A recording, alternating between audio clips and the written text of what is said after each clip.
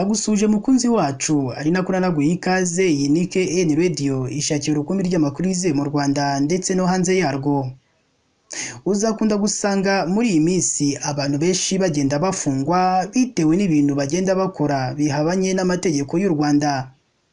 Ese kubera iki muri iki gihe abaturage basigaye bakora ibyo byaha? Muri ubu rero tubivuze nyuma y'uko mu karere ka Muhanga mu murenge wa Kabacuzi hagaragaye umuturage wari waracukuye umwobo munini cyane mu nzu ye. Ese uraza kumenya ese uyu muturage iyo nzu yari yaracukuye muri urwo rwobo yakoreragamo iki? Ese urwego rw'igihugu rw'ubugenzacyaha RIB mu Rwanda rwo rukaba rwatangaje iki?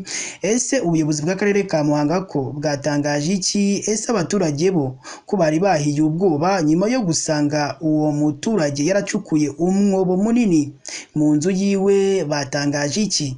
Icyo rero ngusabye nyabona nuko wadushyigikira ukareba munsi y'amakuru yacu, urabona ijambo subscribe cyangwa se abone, utukandaho n'akazukira kaza nako gakandeho. Icyo gihe uzaba ushimangiye yuko ugiye kujya uba uwa mbere mu kubona amakuru ya KN Radio tugenda tubagezaho umunsi ku munsi.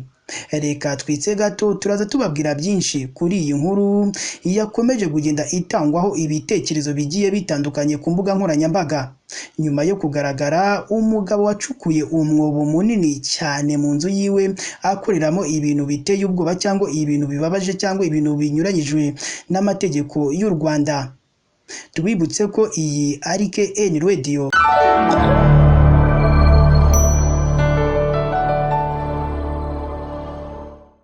Reka nongere mbaye ikaze rero bakunzi bacu. Iyi ni KN Radio ishakira urukumbi ry'amakuru yizewe mu Rwanda ndetse no hanze yarwo. Mbere na mbere iyo tugiye kubagezaho amakuru yacu mbanza kubabwira ko mugomba kujya munsi y'amakuru yacu ukabona ijambo ryanditseho subscribe ukahita ukandaho n'akazogera kaza nako kagakandaho. Icyo gihe uzaba ushimangiye yuko ugiye kujya uba uwa mbere mu kubona amakuru ya KN Radio tugenda tubagezaho umunsi ku munsi. Ni mu karere ka Muhanga mu murenge wa Kabacuzi. Urwego rw'igihugu rw'ubugenzacyaha RIB mu Rwanda rwataye muri yombi umugabo wari waracukuye umwobo we mu nzu akawucamo agiye kwiba amabuye y'agaciro muri mirima y'abaturage. Uwo mugabo rero abaturage bagize umujinya bitewe n'ukuntu uyu mugabo yabangirije imirima yabo. Ni umugabo w'imyaka 36 y'amavuko wo mu karere ka Muhanga mu murenge wa Kabacuzi wakoraga ubucukuzi bw'amabuye y'agaciro butemewe anyuze mu mwobo yari yaracukuye mu nzu ye, aho yahise atabwa muri yombi n'urwego rw'igihugu rw'ubugenzacyaha RIB mu Rwanda. Uyu mugabo wakoreraga ubwo bucukuzi bw'amabuye y'agaciro mu buryo butemewe n'amategeko n'uwo mu kagari ka Kabuye mu mudugudu wa Peru yatawe muri yombi ku bufatanye n'inzego z'ibanze ndetse n'urwego rwa DASSO. Uyu mugabo wari wacukuye mu nzu yiwe umwobo munini akawunyuramo agiye gucukura amabuye y'agaciro mu buryo butemewe n'amategeko. Yavuze ko ubwo bamufataga yavuze ko yagombaga gushaka imirimo kuko imirimo yari yarabuze, agahitamo rero gukora ayo manyanga nk'ayo ngayo ngo kuko niho yabonaga yazaza kura ubuzima. Gusa uyu mugabo nigeze atangaza abandi bakoranaga ayo manyanga.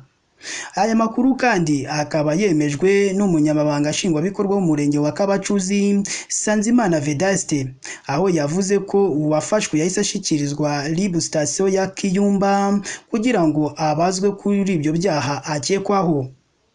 Mu magambo ye uyu munyamabanga nshingwabikorwa w'umurenge wa Kabacuzi Sanzimana Vedaste yagize ati: uyu mugabo yubatse inzu no acukuramo umwobo akinjiramo imbere agacukuramo hasi agera no mu mitu y'abaturanyi be, ngo kuko yajyaga muri iyo nzu agakinga ku buryo nta muntu wari kumutahura agiye gukora ayo manyanga.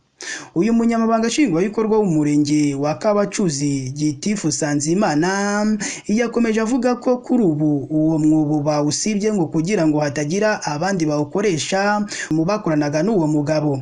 Uyu munyamabanga nshingwabikorwa yagomeje agira ati: Twagiyeyo uwo mwobo turawusiba kugira ngo hatagira n'abawugwamo, ariko rero tugira n'inama abaturage mu bikorwa bitemewe ngo kuko gukora ibikorwa bitemewe bihanwa n'amategeko y'u Rwanda, ariko kandi biriya uriya mugabo yari yanakoze ngo bishobora no kumuviramo urupfu ngo kuko kujya mu cyobo nka kiriya ukagenda ugafunga inzu ngo ushobora no kuburiramo umwuka cyangwa ugatakariza ubuzima. Abaturage bangirijwe n'uyu muturage bavuga ko uyu wafashwe agomba kubarihira ubutaka bwabo ngo kuko yarabwangije bikomeye cyane, ngo kandi ngo kugira ngo uyu mugabo amenyekane ngo nuko abaturage bajyaga bumva hari ibintu bihonda munsi yabo ngo ntibasobanukirwe ibyo ari byo, ngo nibwo rero baje guhita batabaza inzego z'ibanze zihageze zisanga umugabo yaracukuraga mu nzu icyobo, yaracukuye mu nzu icyobo kinini akanyuramo agiye gucukuramo amabuye y'agaciro mu buryo butemewe n'amategeko y'u Rwanda. Muri Gicurasi 2024 guverinoma yasobanuye inteko ishinga amategeko umushinga w'itegeko riteganya ibihano biremereye ku gucukura ubucukuzi bw'amabuye y'agaciro utabifitiye uburenganzira. Gusa wavugaga ko umuntu ucukura amabuye y'agaciro adafite uruhushya aba akoze icyaha gikomeye.